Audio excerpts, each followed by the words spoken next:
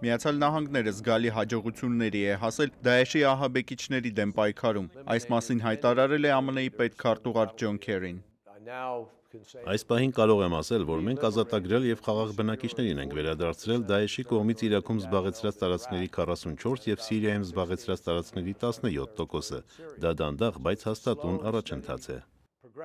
Քերիի խոսքով Դաեշի դեմ պայքարում Միացյալ Նահանգները գործում է բոլոր ուղղություններով, լուրջ աջակցություն ցուցաբերում ահաբեկիչների դեմ պայքարող Իրաքի զորքերին եւ քուրդ զինյալներին, թիրախավորված ոչնչացնում ահաբեկիչների ղեկավարներին, նվազեցնում արտերկրից նոր ահաբեկիչների եւ ֆինանսական միջոցների հոսքը, ինչպես նաեւ աշխատում երիտասարդների հետ։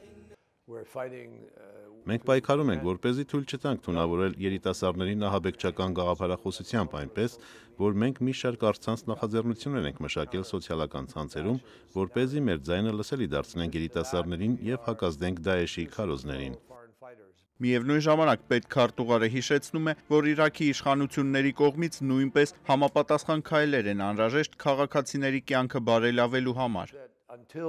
Մինչև մարդկանց թույլ չտրվի ազատ խոսել, մինչև նրանց ձայները լսելի չլինեն, շատ բարդ կլինի միասնական ջանքերով պայքարել բռնի ծայրահեղականության դեմ։